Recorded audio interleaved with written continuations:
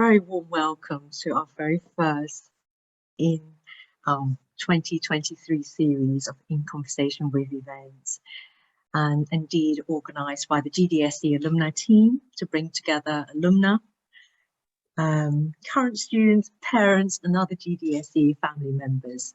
And the purpose really to showcase the achievements of a range of GDSE alumni.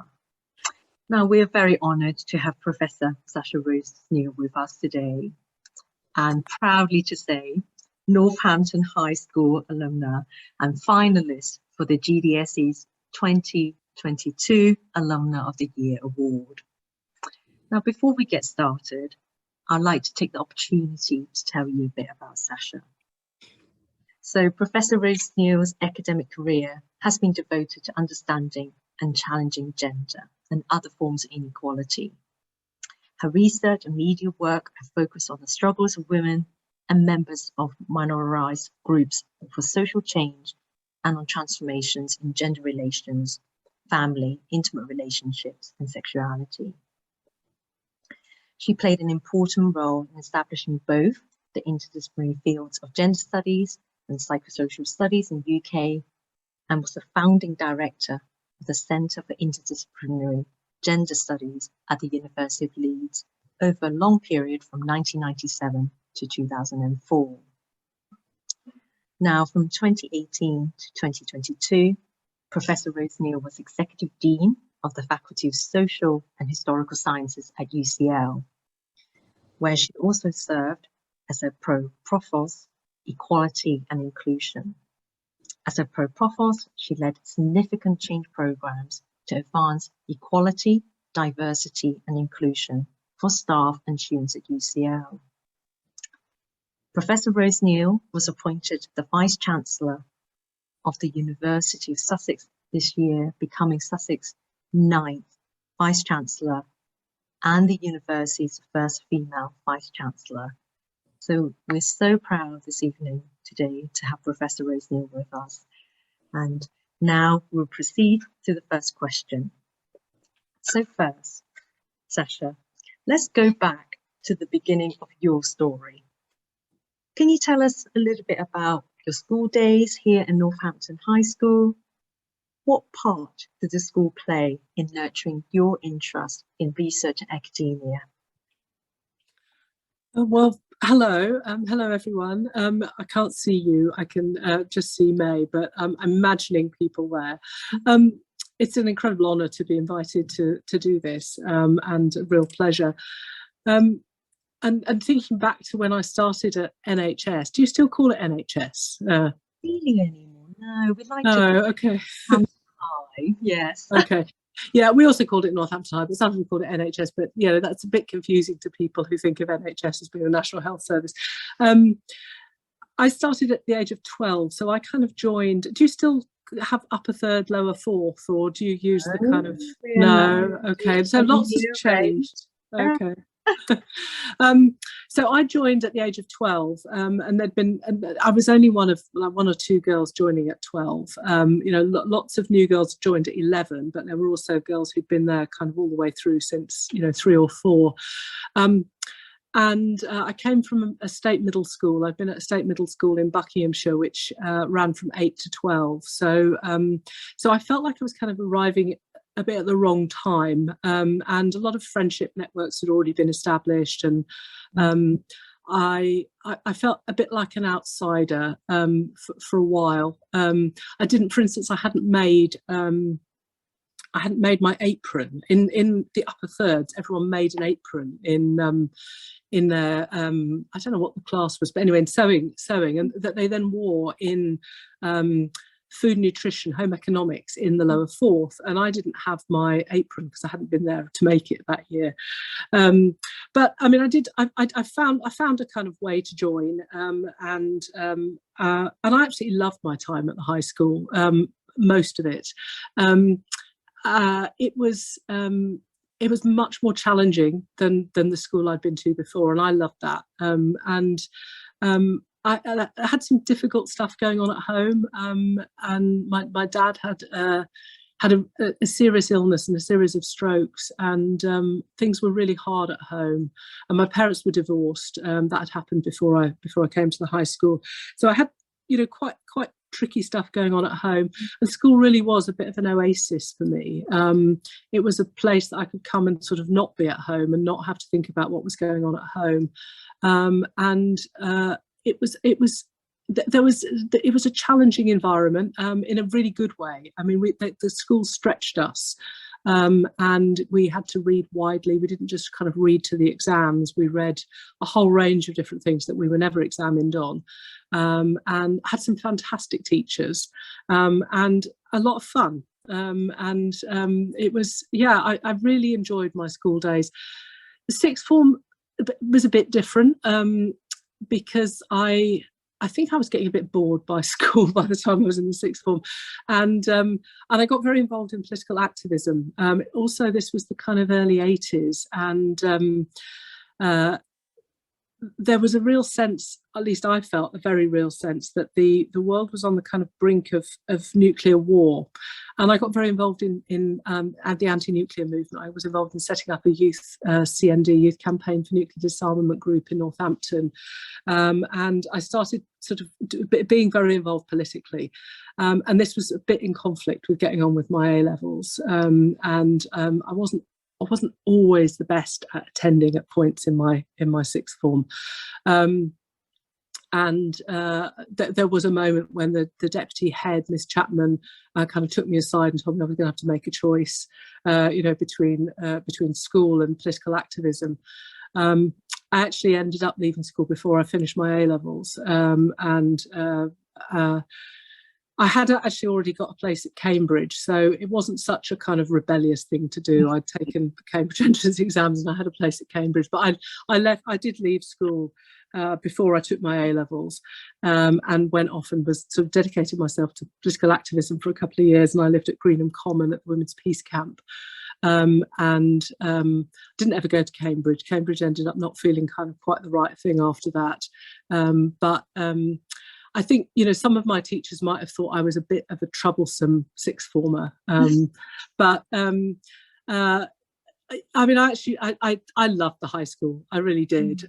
Even if the point at which I left, I was probably more interested in being a political activist than I was in doing my A-levels. Yeah, thank you for that. And it's interesting you touch on the fact that it's a challenging environment and how you engage with reading widely around your subject. And how much do you think that really has nurtured your interest in academia and research? I think it was absolutely formative. I mean, it really was. I had a fantastic history teacher, Miss Thistlethwaite, or Miss This as we used to call her, and Mrs. Hill, two amazing history teachers. My German teachers were just wonderful, and my French teacher. I did French, German, history A-levels, and all of them really pushed us to think critically about what we were reading, to really engage with the text that we were reading, and to do far more than the sort of basic requirements of the syllabus. So especially in history, to read more widely.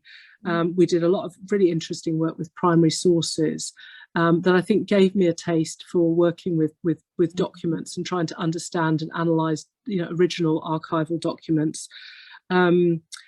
To think about how meaning is constructed through text, and to think about, the sort of reading that we also did, particularly in German, to think about the kind of cultural and political context of the texts we were reading, and the conditions under which they were written, and how they were received by audiences at the time, but also how we might read things differently now. All those kind of questions came up in class, and they really did sort of challenge you to think beyond the kind of narrow confines of what was expected.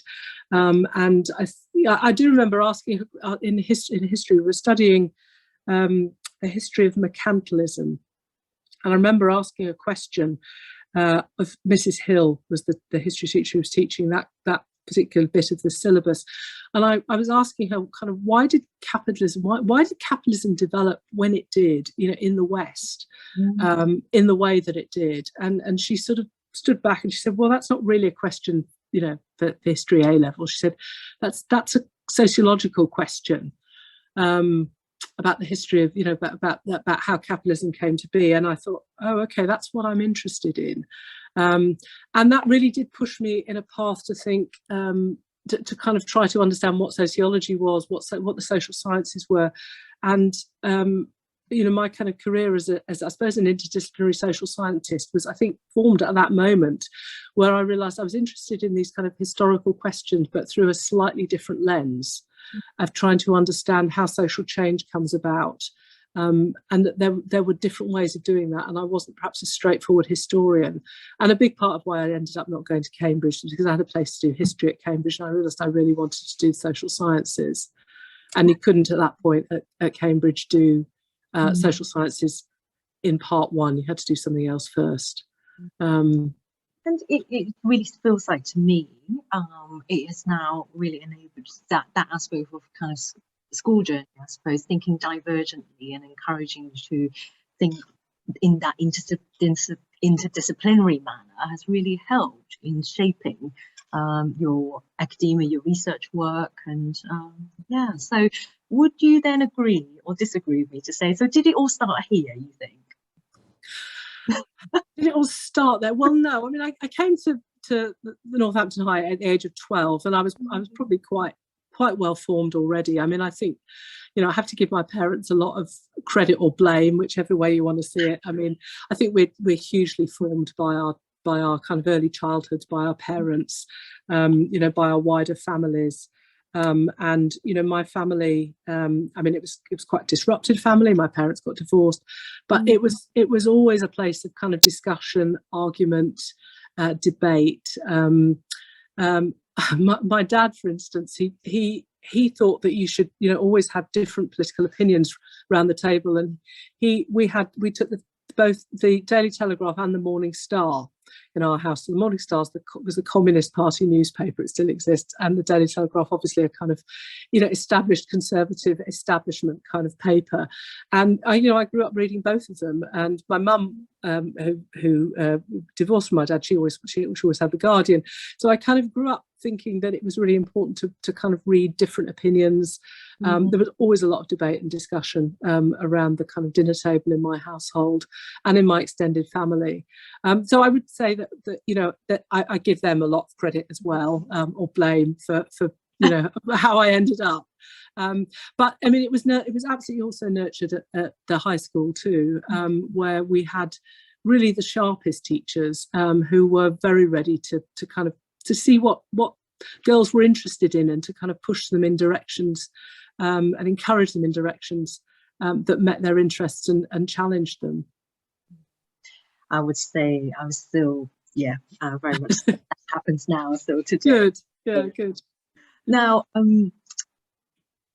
it's always difficult really to ask this type of question, but in terms of role models growing up, did you have any role models growing up? And if so, who were they? Yeah, role models are an interesting concept, aren't they? Because I would say that that we're all the kind of product of multiple influences, many of which we're not aware of, and we kind of forge ourselves through the different experiences we have, and especially the different relationships we have, and their relationships of identification. We see people who we think, not necessarily consciously, but we do take things from other people and absorb them and replay them in how we are. But we're also formed in kind of networks of social relationships too, and I think they're just as important as the people we look up to. The people that our lateral relationships, our friends, our networks. So I don't know that I could identify any kind of specific role models. I certainly, I had great teachers, and they encouraged me and supported me. I also had, really great friends, who I argued with and played with and, had fun with. My parents, I don't know that they were role models, but they certainly were people I bounced ideas off from, and I disagreed with and I argued with. But I also became you know, I'm hugely shaped by my parents too. So I don't think I can identify any individuals and say I modelled myself on these individuals. I think it's sort of more complex than that. And I don't think there was anyone that I kind of thought, oh, I want to be like them. You know, it's a bit more kind of a bricolage of kind of different influences that sort of, you know, came together in this. And I think we're all like that. We're all our own unique creation, but we're made up of the bits of other people that we internalize, and we, you know, some we consciously choose, and a lot of it we don't. You know, it's sort of we just are formed through other people. I think that's a very reflective answer, in fact. We take our sources of inspiration, and in some ways that will help to spark a conversation, or shapes the way we think. But yes, it's sometimes not just single person, is it? To grow up. Now, can you tell us if there was a particular moment or situation which led to your decision to focus your academia studies, particularly on sociology, gender studies, and inequality? Yeah, so I mean, after I'd been involved with the peace movement, you know, when I was kind of 17, 18, and you know, I did eventually go to university. I went to LSE, London School of Economics, and I did the BSc Econ degree there, which is a kind of interdisciplinary social science degree, and that I loved it. I mean, it was absolutely wonderful. I got to do lots of different bits of social science, and also continue to study some German. And in my sort of towards the end of the degree, sort of my beginning of my third year, I was thinking, you know, there's no one, I haven't come across anything that really writes about, that no one's really written about, or I hadn't seen anyone who'd really written about the kind of things that I've been involved in politically when I was at Greenham, and the kind of women's peace movement that I'd been involved in. And, you know, I knew from having been involved in it that it had been a really significant instance of sort of political protest by women that was historically unique and had a really big impact on the world. But I hadn't read anything that had really written about that. And so I thought, well, you know, maybe I need to do that. So I went and talked to my tutor, my undergraduate tutor, and said, you know, I'm thinking I might kind of quite like to do some research on this. And he said to me, you're never going to get any funding to do research on Greenham Common. That's just not going to happen. And I took that as a bit of a challenge. And I thought, okay, I think I want to apply for funding to do research on this, because, you know, if he's certain I'm not going to get it, then I have to see if that's actually true. So I applied for funding to do a PhD about Greenham, and amazingly enough, they gave me the funding. So I mean, it was a kind of moment where I think I was doing a course, a third year, final year course called Women in Society, I suppose. And I'd been thinking about, you know, about women's history, which was really just starting to be a topic of sort of research at that point. And, you know, feminist historians were sort of writing about how women have been hidden from history, and there hadn't, you know, the women's history hadn't really been told. And it was that made me think, well, there's this incredible social movement that I've been party to that no one's written about. So that was, I suppose, that was the moment. And I do actually remember a moment in the library, the LSE library, where I was looking at a kind of row of women's history books, and that was when I kind of thought, well, you know, no one's written about Greenham, and that's really recent history. Someone should do it, and that's how I came to do it. So I got the funding I got a scholarship to do the PhD, and that's how I ended up writing my PhD about that, and my first two books, in fact. Very interesting to actually listen to you, and how that has actually really spurred you to challenge yourself, like you say, and break that glass ceiling. In fact, just in itself, applying for funding for a PhD is not easy, and just think now how it's really led you on to doing so much more research. And one of the areas that I know you've been focusing on and is the non-conventional couples and families, including people who are in relationships in which they live apart from their partners. And I think the book that you've written is called The Tenacity of the Couple Norm. I think where we are at the moment is I guess looking at the future, looking at where we are now as a society, how far do you think our traditional notions of coupledom will move forward, I suppose, and how far these ideologies will now, will we see a paradigm shift in the near future? Or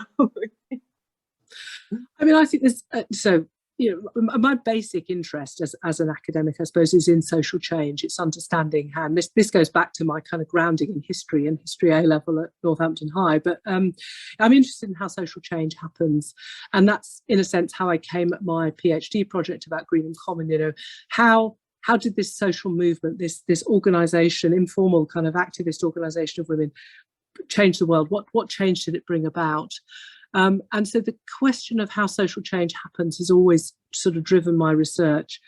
And I became interested in how family life and intimate life was changing. So moving away from kind of, looking at one particular social movement, but more generally at the kind of, well, what I hypothesised were very significant changes that were going on in how people live their personal lives, in family formation, in relationships. And the book that you mentioned, The Tenacity of the Couple Norm, which I wrote with a group of colleagues, my research team, came out of a big European project where we were looking at 4 different countries in Europe, 4 very different countries. We looked at the UK, Norway, which is a Nordic, Northern European social democratic society, which has a strong history of kind of equality policies and very strong kind of politics around gender equality. And then Portugal, which is a kind of Southern European country with a strong kind of Catholic history, and then Bulgaria as an Eastern European country. So kind of 4 corners of Europe.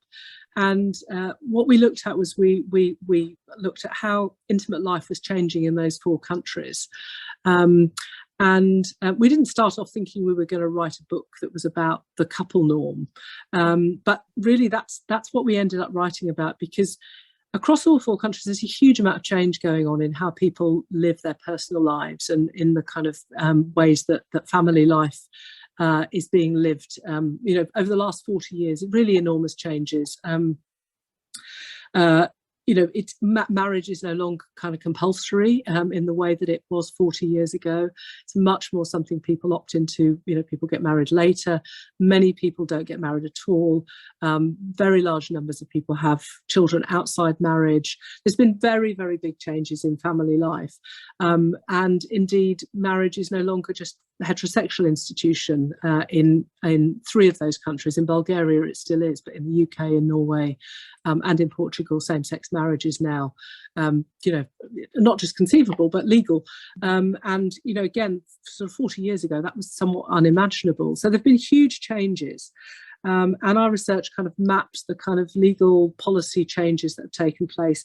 But also we interviewed people in each of those countries about the kind of expectations they feel about their personal lives.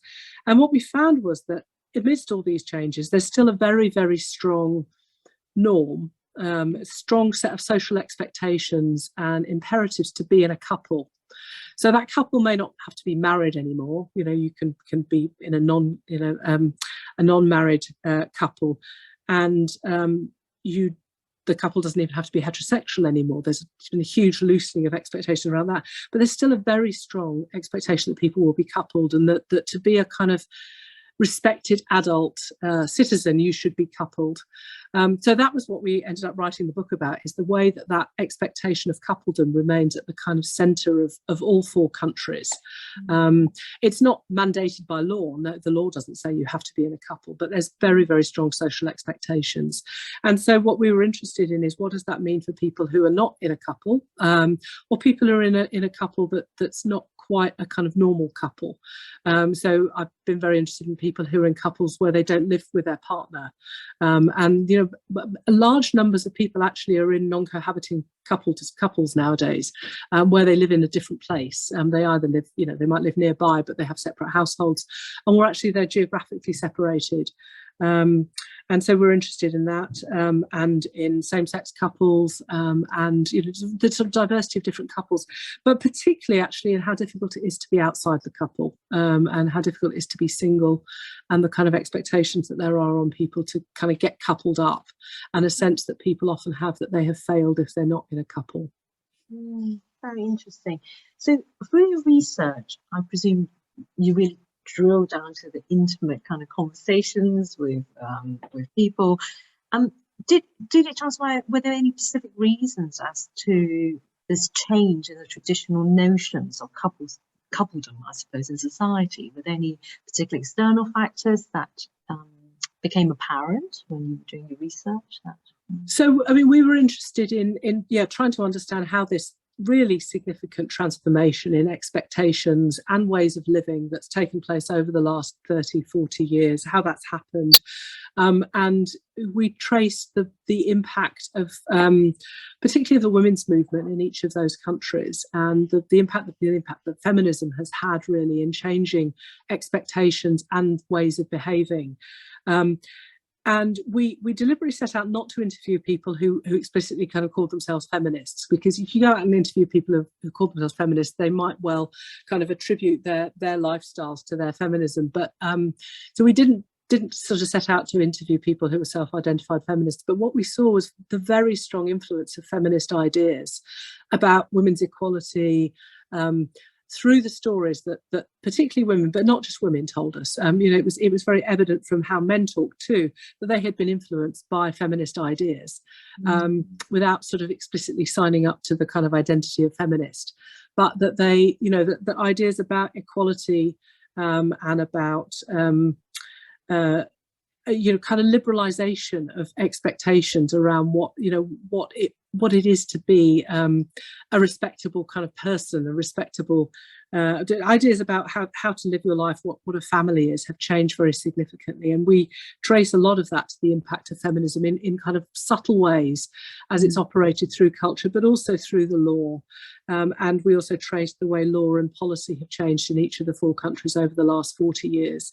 And there have been, again, huge changes in law and policy in each of the countries we studied, that have made it possible for people to live outside the kind of the conventional heterosexual married couple. It's not obligatory. It's not so difficult to do that anymore. But 40 years ago, it was. There were very powerful expectations, and kind of legal requirements really for people to get married and stay married. For instance, it was very difficult to get divorced 40 years ago in each of those countries, and now it's much easier. So it's and the law around births outside marriage, for instance, has changed. I mean, in Norway, which we might think of as being a very liberal country, it used to be illegal for married couples not to live together, that which is a kind of rather strange idea, but it was. So legal frameworks as well as kind of cultural frameworks have changed a lot across all those 4 countries. And those 4 countries are just 4 examples. You could choose any countries in Europe, really, and see similar changes going on, although the timing is rather different in each country. Thank you for that really high level discussion about the changes that we've seen. Now, so excited that, of course, you became the 9th Vice Chancellor of the University of Sussex at the start of this academic year, so it would have been August. August, yeah. And of course, notably, the university's first female Vice Chancellor. Now, tell us, how has the first term in your role been? Have you enjoyed it? It's been amazing, actually. I mean, it's been. I tell you, I was really kind of relieved when we got to the end of term. I was exhausted. It was really intense. But you've recently started a new job too, not around about the same time that I did. And you come into a complex organisation that has a long history, and in fact Northampton High has a much longer history than Sussex. Sussex has just passed its 60th anniversary, but a complex organisation with a lot of history, you know, strong culture of its own, and you're the new person, and you've got to try and understand the organisation quickly. You've got to build relationships with a lot of people. You've got to go out and try and understand what it's like on the ground. You know, I wanted to kind of understand what it was like for staff, what it's like for students, what the difficulties and challenges are. I mean, I came in with my understanding of it, but I needed to test out my understanding with the kind of, you know, the things that people would say to me, and what, you know, we're going to admit to or not admit to as being the challenges. You know, so it was intense, and, you know, but every day really interesting. You know, meeting you know, fantastic people right across the organisation in every part of it. You know, people, the schools and universities in lots of ways are quite similar. You know, you're delivering a whole range of different activities within that body. You know, so you've got specialists teaching different subjects, researching different subjects in university as well as teaching them. But you're also, you know, you've got a finance department, you've got people dealing with HR, human resources, you've got estate challenges to deal with, you've got, you know, the grounds to be maintained, you've got the buildings to be maintained, you've got a whole raft of stakeholders. You know, you've got parents. We have parents too. We have, you know, people in the local region who I need to engage with. We have alumni as well. You know, all those different stakeholder groups that you need to meet and get to know and understand how they see your organisation, the university or the school. So, you know, it's busy. It was really busy my first term. But, you know, I have to say I got to the end of term and I just have been loving it as well. That's so lovely. That is really lovely to hear. And I would totally agree. I think by Christmas, I started, you know, my role in July here in Northampton High. And by Christmas, I think if I could just measure on a Duracell battery, I think I was on my last 10% certainly, and I was for the holidays. Yes. But yes, is interesting when any leader takes over school or any organisation. It's really important not to have a predetermined plan of what you'd like to do or your vision, really. It's important about engaging with all the stakeholders, as you mentioned, and getting to know everybody. And I've been very much guided by 3 particular questions, and those really have still stick with me today, really, is that I like to kind of build on what I've done so far, learn from what's worked best, and indeed raise aspirations, what can be done in the future. And I think sometimes is so important when you start somewhere like you've done in your first term, getting to know everyone and enjoying being there. Now, so building on that, could I ask you, what is the best part of your job?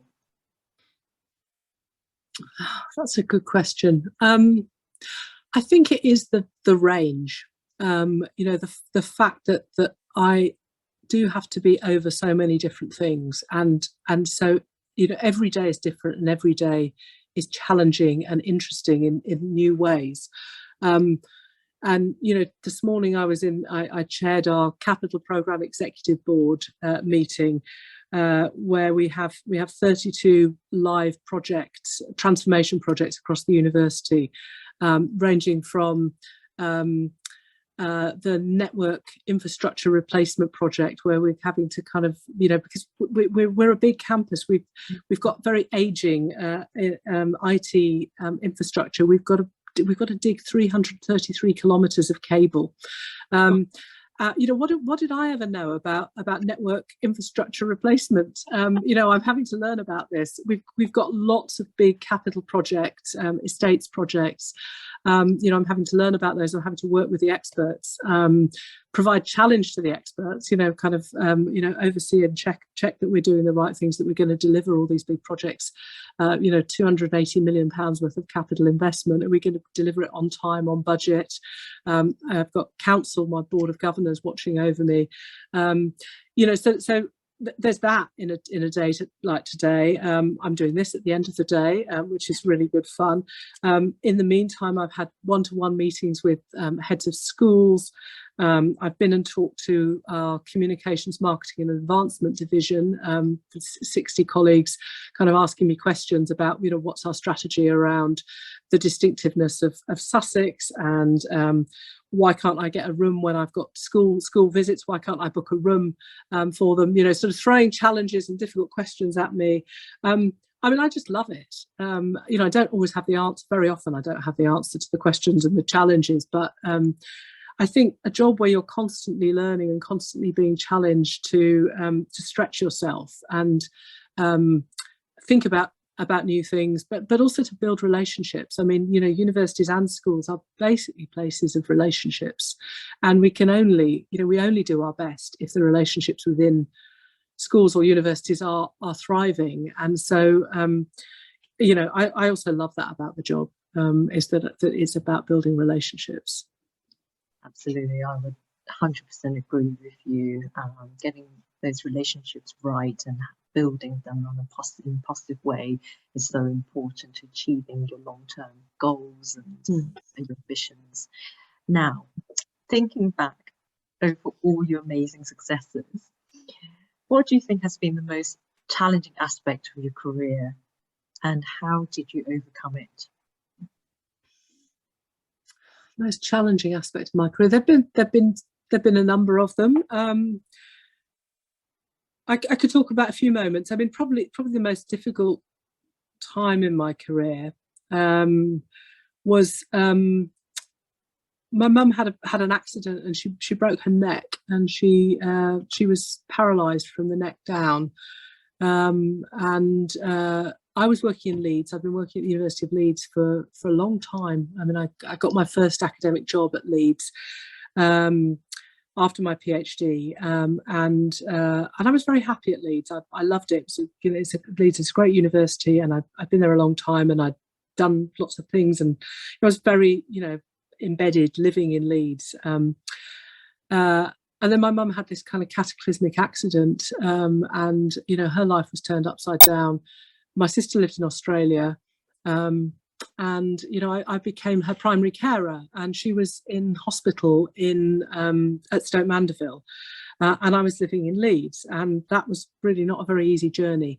I mean, I wanted to be at the hospital as much as I possibly could, and I had a very demanding job, and basically I kind of had to decide how was I going to manage this, and I decided I needed to go part-time, so I could spend time with her. She was in hospital for 2 years, and she actually never left hospital. She died in hospital, and I had to kind of make a decision about what was I going to put first at this point, kind of powering on with everything I wanted to do in my research particularly, or spend time with my mum as much as I could. So I mean, it wasn't an either or. I dropped my hours, went part-time, but that enabled me to be spending part of each week at the hospital in Stoke Mandeville with my mum. And it really slowed down the book I was writing. In fact, I never finished that book. I've got that book sort of partially written. I've written other things since then, but that was really difficult. That was a difficult time, and I knew I really needed to move from Leeds to Stoke Mandeville. Sort of journey was just too difficult.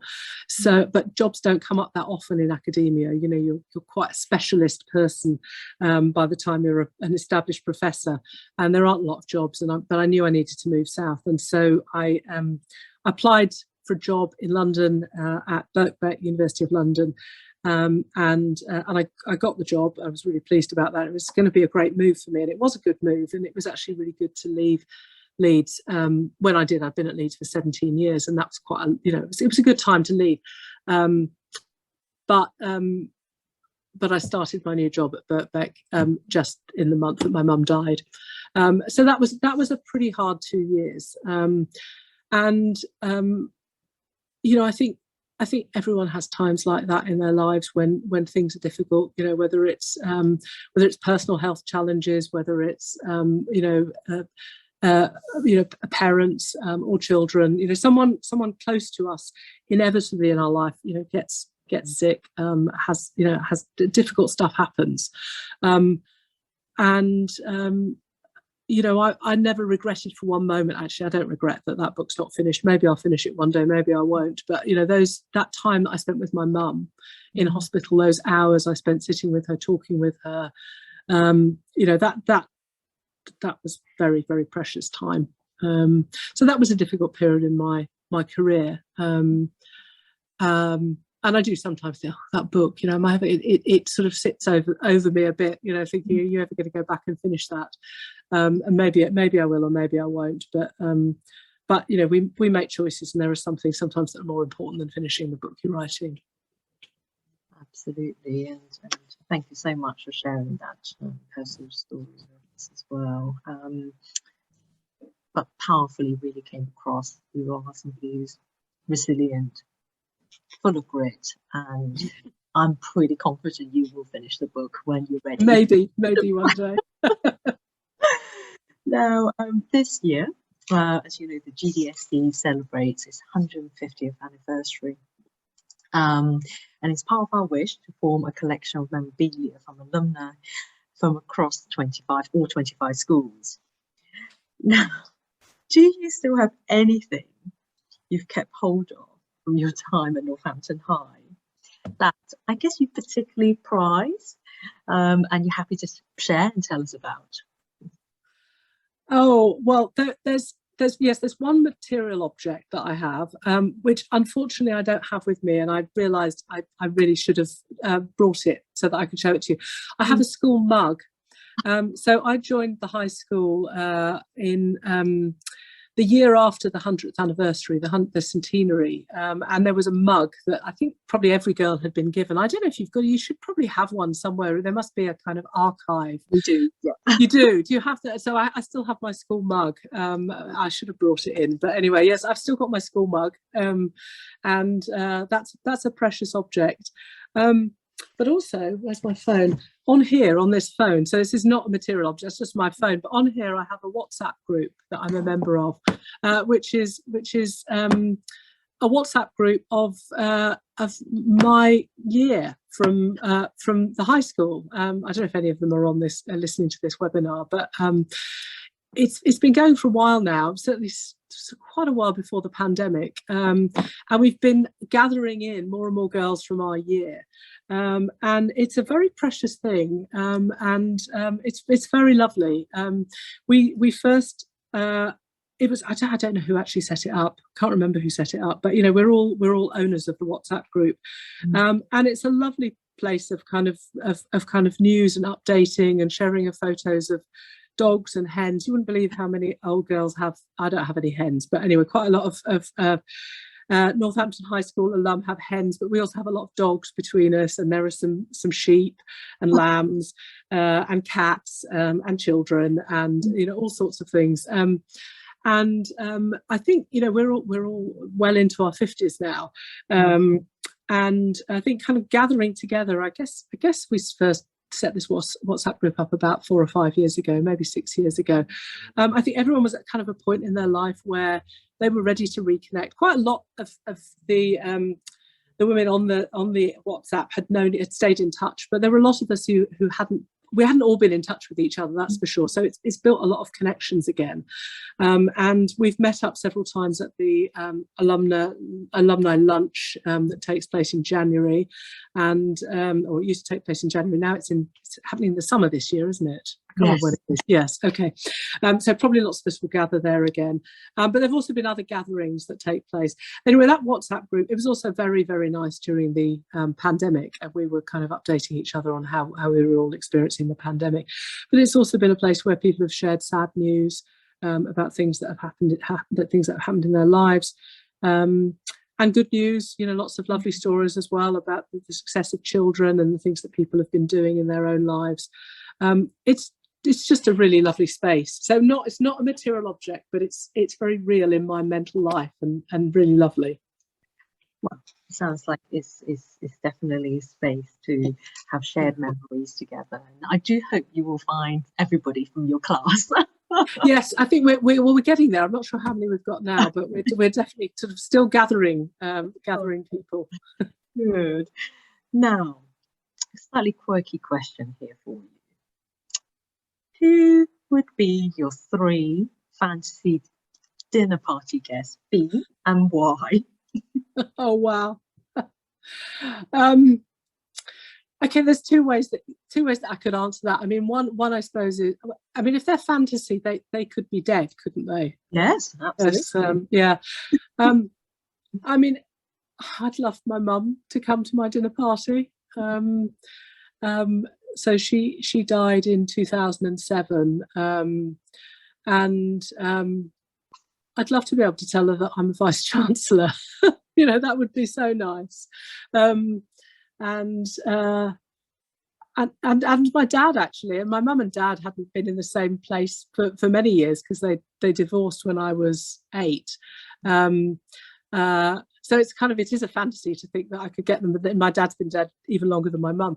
But, you know, in a fantasy world, it would be really nice to kind of bring them back together with my sister. So my mum, my dad and my sister would be 3 people I would love to have at a dinner party. And in my fantasy, we would kind of, and I think, you know, I think it is imaginable that you can bring your divorced parents back together around the dinner table with your sister who's living in Australia.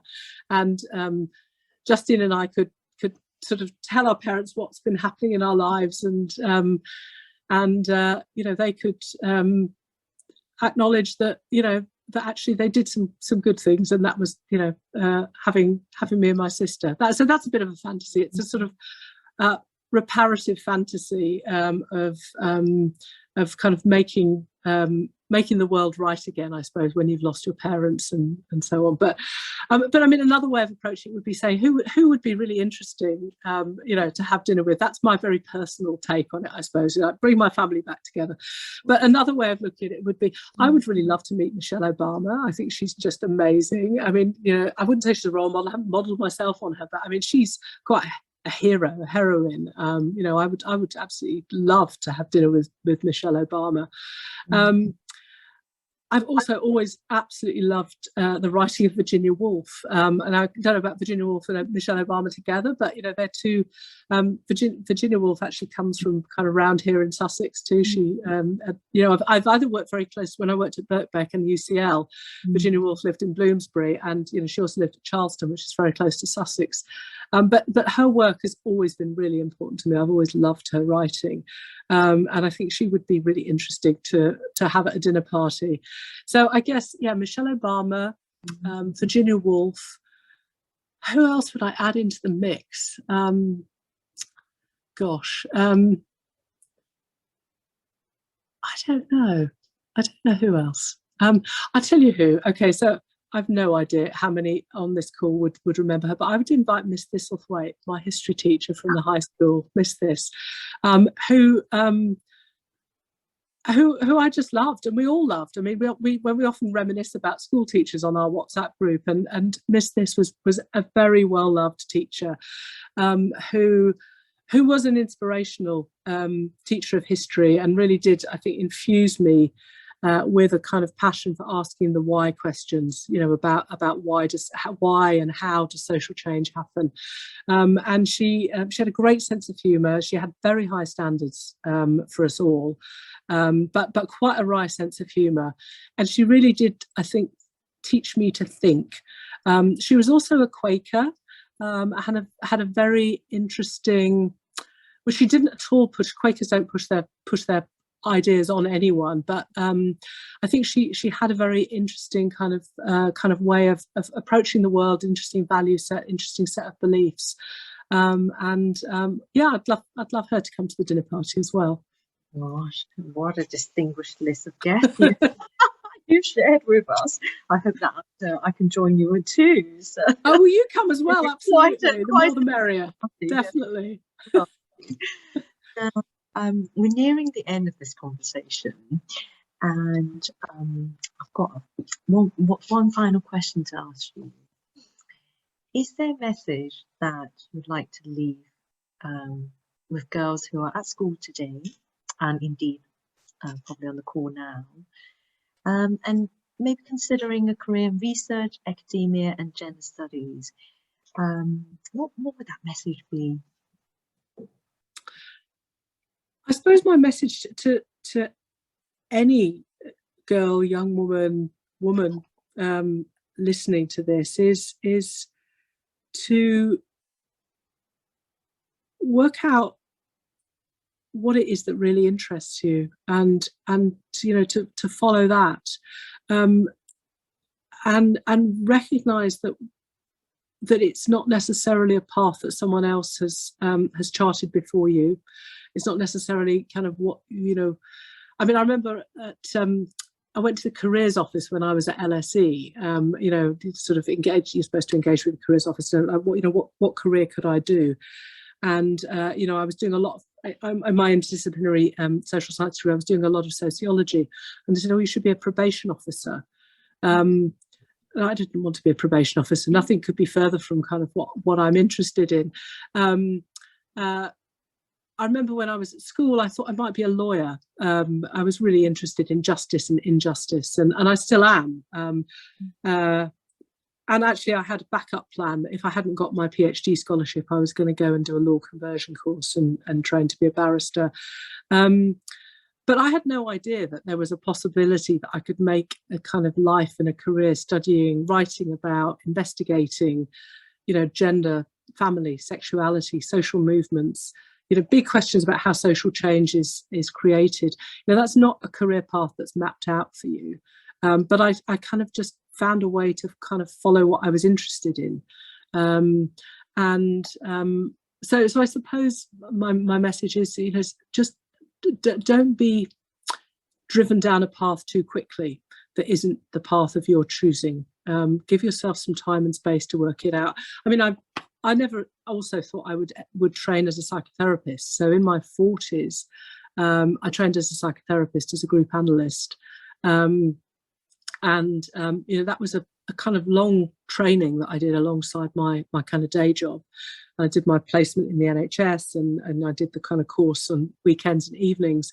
I never would have imagined I would do that, but you know, that came out of my being interested in the kind of relationship between the social and the psychological, and it was a kind of emerging interest that I had, but also a kind of interest that I had in mental health and well-being, and kind of, yeah, the sort of everyday challenges that I saw friends and, you know, that I had too. That wasn't mapped out at the beginning. I had no idea that I would train as a psychotherapist as well. I also had no idea how useful that would be in the job I'm doing now, and how kind of the thinking that I developed there would sort of would be stuff that I use all the time. So I think I would say, just, you know, kind of let yourself have time for things to unfold. Follow the things that interest you. Don't think there's only one path, and don't think that you necessarily can know what the possibilities are too early on. That you know, life unfolds over time in unexpected ways. But you know, kind of just let yourself have time to work things out.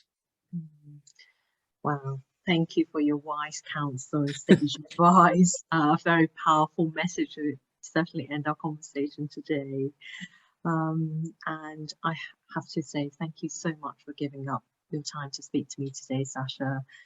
Thought-provoking, inspirational, and what a powerful conversation I've had with you. Truly inspirational for everybody that has attended the session. And please remember, you're always welcome back in Northampton High School, and we would love to take you on a trip down memory lane with you, and of course showing you around the school. I'm pretty certain you would have noticed some of the changes we've made, but all the memories from your time here as well. So thank you. You've moved. You're in a different place. When, you know, back when I was a schoolgirl at Northampton High, you were in Derngate. Yeah. A completely different place. Yes.